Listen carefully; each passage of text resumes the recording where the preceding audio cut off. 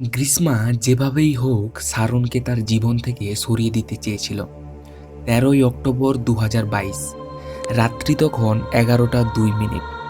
গ্রীষ্মা সারনকে phone করে আর তাদের মধ্যে ১ ঘন্টার বেশি কথা হয়।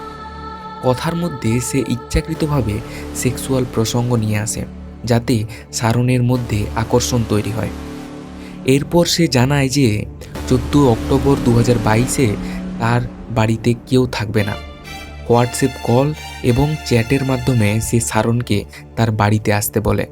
তারপরে ঠিক কী ঘটল যার জন্য সারনের প্রাণ দিতে হলো? কে এই গ্রীষ্মা, কে বা সারন, কী ছিল তাদের মধ্যে সম্পর্ক? In the Sharon murder case, the Neya Tinkara death on Monday for the murder. আজকে আমি আপনাদের সঙ্গে এমন একটি কেস স্টাডি নিয়ে আলোচনা করব যেটা শোনার পর আপনাদের মনে একটাই ধারণা আসবে যে এমনটা কি করে সম্ভব। ঘটনাটি শুরু হচ্ছে ২০২১ সালের অক্টোবর মাসে, যখন গ্রীষ্মা এবং সারন একে অপরের দেখা হয়।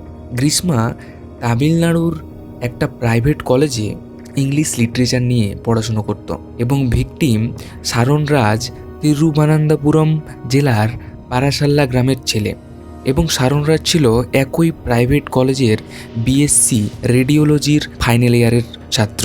সেখান থেকেই তাদের পরিচয় এবং বন্ধুত্ব, তারপর যেটি প্রেমে পরিণত হয়েছিল।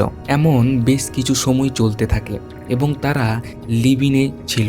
কোর্টের চার্জশিট অনুযায়ী জানা যায় তারা বেশ কিছু সময় ধরে ফিজিক্যাল রিলেশনে ছিলেন। এর কিছু সময় পরে গ্রীষ্মার বাড়িতে বিয়ের জন্য পাত্র খোঁজা শুরু হয় এবং একটি ছেলের সঙ্গে বিয়েও ঠিক হয়ে যায়। ছেলেটি ছিল মিলিটারি অফিসার। বিয়ের ডেট যত কাছে আসছিল গ্রীষ্মা সারনকে অ্যাভয়েড করে যাচ্ছিল আর গ্রীষ্মা ব্রেকআপ করতে চাইছিল, কিন্তু সারন কোনো মতে এতে রাজি ছিল না। তারপরেই ২৪ বছরের গ্রীষ্মায়ের মনে শয়তানি মনোভাব সৃষ্টি হলো এবং সে নানা ধরনের রিসার্চ করা শুরু করে তার ফোনে, কিভাবে তাকে বিষ খাইয়ে হত্যা করা যায়, কিভাবে প্যারাসিটামলের অতিরিক্ত মাত্রা মানবদেহের অভ্যন্তরীণ অঙ্গগুলিতে কাজ করে। এর আগেও গ্রীষ্মা সারনকে হত্যা করার ট্রাই করেছিল অনেকবার। একবার ভেবে দেখুন যে প্রেমিক তাকে এত ভালোবাসে, তার বিরুদ্ধে এটা কেমন চিন্তাভাবনা।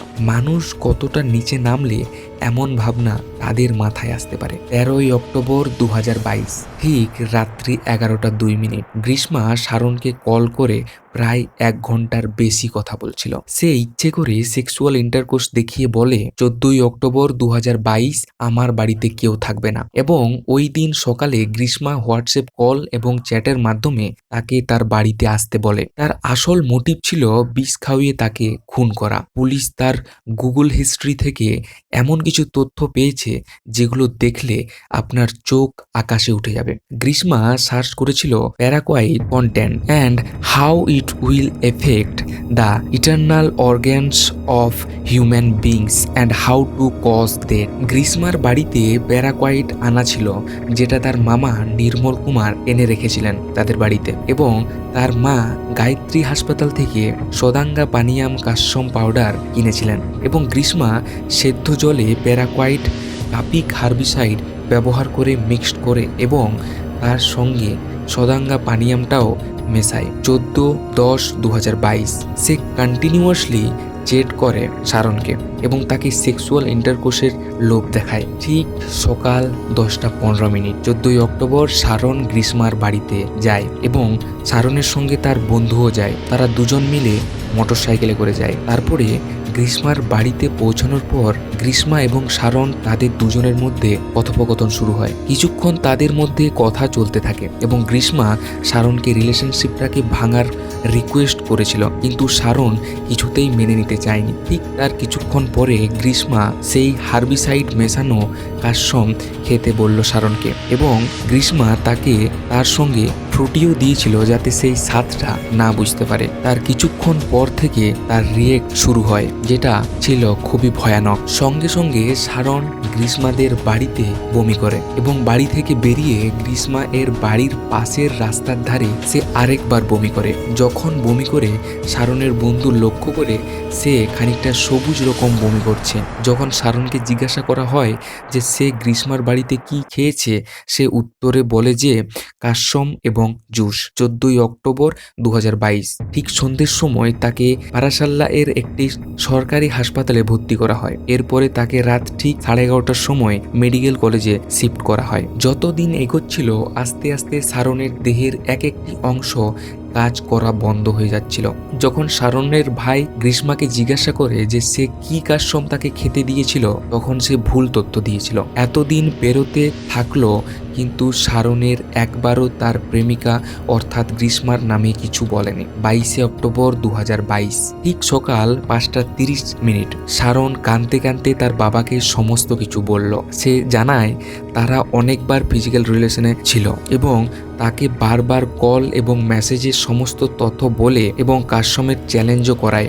এবং শারন তার বাবাকে এটাও বলে যে সে মরতে চলেছে এবং গ্রীষ্মা তাকে চিট করেছে, কারণ গ্রীষ্মা এর এঙ্গেজমেন্ট হয়ে গিয়েছিল এবং প্রায় দীর্ঘ 11 দিন পেরিয়ে সেটাই ঘটলো যেটা ঘটা উচিত ছিল না। 25শে অক্টোবর 2022 ঠিক সন্ধে 5:55 এই সময় শারন পৃথিবী ছেড়ে চলে যায় এবং তারপর থেকেই পুলিশ জোর কদমে ইনভেস্টিগেশন শুরু করে দেয় এবং আস্তে আস্তে এক একটা এভিডেন্স জোগাড় করে গ্রীষ্মার বিরুদ্ধে। অভিযুক্ত গ্রীষ্মার বিরুদ্ধে ভারতীয় দণ্ডবিধির একাধিক অভিযোগ রয়েছে। 302 অর্থাৎ খুনের অপরাধ, 364 ধারা খুন করার উদ্দেশ্যে অপহরণ, 328 ধারা অর্থাৎ জীবন ক্ষতির উদ্দেশ্যে বিষ প্রয়োগ, 203 ধারা মিথ্যে তথ্য দিয়ে ন্যায় বিচারে বাধা সৃষ্টি। কোর্ট এটিকে রেয়ারেস্ট অফ রেয়ার কেস বলে জানিয়েছেন। তৎকালীন পুলিশ সুপার শিল্পার অধীনে একটি বিশেষ টিমের তদন্তের নেতৃত্বে পুলিশ 25শে জানুয়ারি 2023 তারিখে চার্জশিট দাখিল করে। গত বছর 15ই অক্টোবর শুরু হওয়া এই বিচার শেষ হয় চলতি বছরের 3 জানুয়ারি। মামলায় 95 জনের বেশি সাক্ষীর জেরা করা হয়। একটা সম্পর্ক যখন শেষ হয় তখন সেটা মেনে নেওয়াই বুদ্ধিমানের কাজ।